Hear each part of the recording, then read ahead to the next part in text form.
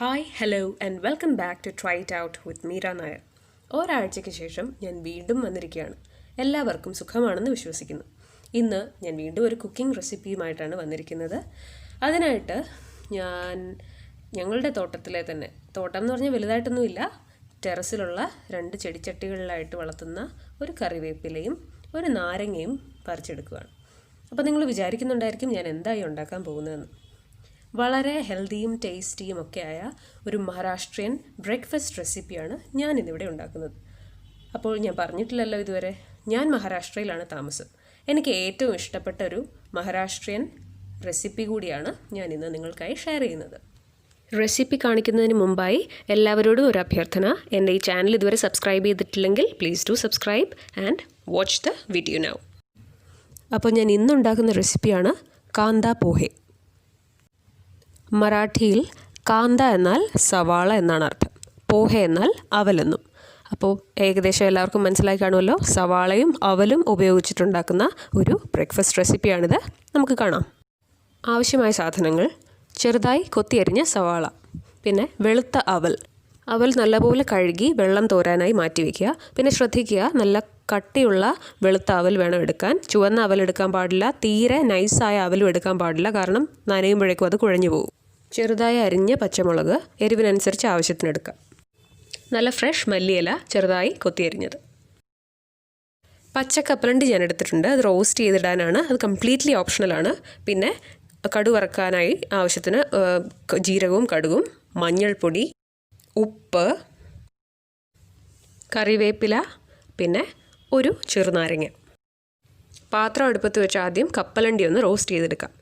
Totally ഓപ്ഷണലാണ് കപ്പലണ്ടി ചേർക്കണോ എന്നുള്ളത്. നിങ്ങൾക്ക് ഇഷ്ടമാണെങ്കിൽ അല്ലെങ്കിൽ നിങ്ങൾക്ക് ഉണ്ടെങ്കിൽ മാത്രം കപ്പലണ്ടി ചേർത്ത് കൊടുത്താൽ മതി. കപ്പലണ്ടി ഇല്ല എന്നുള്ളത് കൊണ്ട് വിഷമിക്കേണ്ട കാര്യമില്ല. ഏകദേശം ഈ ഒരു പരുവം വരെ വറുത്തെടുക്കുക. എന്നിട്ട് 2 മുതൽ 3 വരെ ടേബിൾ സ്പൂൺ റിഫൈൻഡ് ഓയിൽ ചേർത്ത് കൊടുക്കുകയാണ്. കഴിവതും വെളിച്ചെണ്ണ ഉപയോഗിക്കാതിരിക്കുക. എന്നിട്ട് അതിലേക്ക് മസ്റ്റർഡ് അഥവാ കടുകും ജീരകവും കൂടി താളിക്കുകയാണ്. കടുകും ജീരകവും ഒന്ന് പൊട്ടി വന്ന ശേഷം അതിലേക്ക് ഒരു ചെറിയൊരു പിടി കറിവേപ്പില, പിന്നെ ചെറുതായി അരിഞ്ഞു വെച്ചിരിക്കുന്ന പച്ചമുളക് എന്നിവ ചേർത്ത് ഒന്ന് ചൂടാക്കിയെടുക്കുക. കൊത്തി അരിഞ്ഞു വെച്ചിരിക്കുന്ന സവാള അടുത്തതായി ചേർത്ത് കൊടുക്കുന്നു. ഉപ്പ് കൂടി ചേർത്ത് സവാള ഒന്ന് കുക്ക് ചെയ്തെടുക്കുക. ഒരു ട്രാൻസ്ലൂസൻ്റ് ആവുന്ന പരുവത്തിൽ സവാള കുക്ക് ചെയ്തെടുക്കുക. സവാള കൂടെ വെന്ത് കഴിഞ്ഞ ശേഷം, ട്രാൻസ്ലൂസൻ്റായി വെന്ത് വന്ന ശേഷം അതിലേക്ക് ഒരു സ്പൂൺ മഞ്ഞൾപ്പൊടി ഞാൻ ചേർത്ത് കൊടുക്കുകയാണ്. മഞ്ഞൾപ്പൊടി ഇതിൻ്റെ വളരെ പ്രധാനപ്പെട്ട ഒരു കാര്യമാണ്, കാരണം ഈ കാന്താ പോഹയ്ക്ക് ഒരു മഞ്ഞ നിറമാണ് എപ്പോഴും ഉള്ളത്. സോ അത് മഞ്ഞൾപ്പൊടിയുടെ അളവ് അതുകൊണ്ട് ശ്രദ്ധിച്ച് നിങ്ങൾ ചേർത്ത് കൊടുക്കുക. തീരെ കുറഞ്ഞു പോകാൻ പാടില്ല. മഞ്ഞൾപ്പൊടിയും കൂടെ ചേർത്ത് അത് നന്നായിട്ട് ഇളക്കിയ ശേഷം ഈ വെള്ളം തോരാനായി മാറ്റി വെച്ചിരിക്കുന്ന പോഹെ അഥവാ അവൽ അതിലേക്ക് പിടിപിടിയായി ചേർത്ത് കൊടുക്കുക. നല്ലപോലെ എന്നിട്ട് മിക്സ് ചെയ്തെടുക്കുക.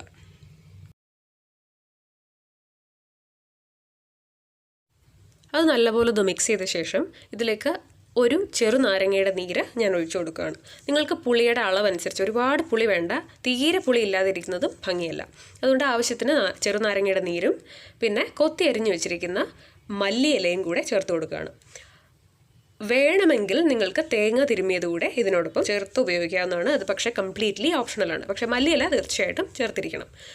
തേങ്ങ തിരുമ്മിയത് ഇടുന്നുണ്ടെങ്കിൽ അതും മല്ലിയിലയും എല്ലാം ഇട്ട ശേഷം ഇത് ഒരു 2 മുതൽ 3 മിനിറ്റ് വരെ അടച്ചു വെച്ചൊന്ന് ചെറിയ ഫ്ലെയിമിൽ കുക്ക് ചെയ്തെടുക്കുക. 2-3 മിനിറ്റ് കഴിഞ്ഞ് ഇതൊന്ന് തുറന്ന് എല്ലാം കൂടെ നല്ലപോലെ കൂട്ടി ഇളക്കി യോജിപ്പിക്കുക. ഉപ്പ് ഒന്ന് രുചിച്ച് നോക്കുക. ഉപ്പ് പോരാന്നുണ്ടെങ്കിൽ ചേർത്ത് കൊടുക്കുക. ടേസ്റ്റ് എല്ലാം പാകമായെങ്കിൽ അവസാനം വറുത്ത് വെച്ചിരിക്കുന്ന കപ്പലണ്ടി കൂടെ ചേർത്ത് നന്നായി ഇളക്കി തീ ഓഫാക്കാവുന്നതാണ്. ചിലർ ഇതിനോടൊപ്പം ഗ്രീൻ പീസും പൊട്ടറ്റോയും മറ്റും ചെറുതായി അരിഞ്ഞ് വേവിച്ച് ഇതിൽ ചേർക്കാറുണ്ട്. അതൊക്കെ കംപ്ലീറ്റ്ലി ഓപ്ഷണലായ കാര്യങ്ങളാണ്. തേങ്ങ, പീനട്ട്സ്, ഗ്രീൻ പീസ് ഒക്കെ ഓപ്ഷണലാണ്. അതൊക്കെ നിങ്ങൾക്ക് താല്പര്യമുണ്ടെങ്കിൽ അല്ലെങ്കിൽ നിങ്ങളുടെ അവൈലബിലിറ്റി അനുസരിച്ച് മാത്രം ഉപയോഗിച്ചാൽ മതിയാകും. പക്ഷേ ഈസിയായി ഉണ്ടാക്കാവുന്ന ഒരു ബ്രേക്ക്ഫാസ്റ്റ് റെസിപ്പിയാണ് കാന്താ പോഹ. തീർച്ചയായും ട്രൈ ചെയ്ത് നോക്കുക. നിങ്ങളുടെ വീട്ടിൽ നിങ്ങൾക്ക് എല്ലാവർക്കും നല്ലൊരു ഹെൽത്തി റെസിപ്പി പരിചയപ്പെടുത്താൻ സാധിച്ചതിൽ എനിക്ക് സന്തോഷമുണ്ട്. എല്ലാവരുടെയും അഭിപ്രായങ്ങളും ഒക്കെ എനിക്ക് കോമൻസായി മറ്റും അറിയിക്കുക. പിന്നെ സബ്സ്ക്രൈബ് ചെയ്യാൻ ഇനിയും മടിച്ചിരിക്കുന്നവർ മടിക്കാതെ ഇതൊന്ന് സബ്സ്ക്രൈബ് ചെയ്തേക്കുക. വീണ്ടും സപ്പോർട്ട് ചെയ്യുക. പിന്നെ അടുത്ത ആഴ്ച പുതിയൊരു വീഡിയോയുമായി ഞാൻ വീണ്ടും വരുന്നതായിരിക്കും. അപ്പോൾ അതുവരെ എല്ലാവർക്കും നല്ലൊരു വീക്കെൻഡ് ആശംസിക്കുന്നു. Good bye.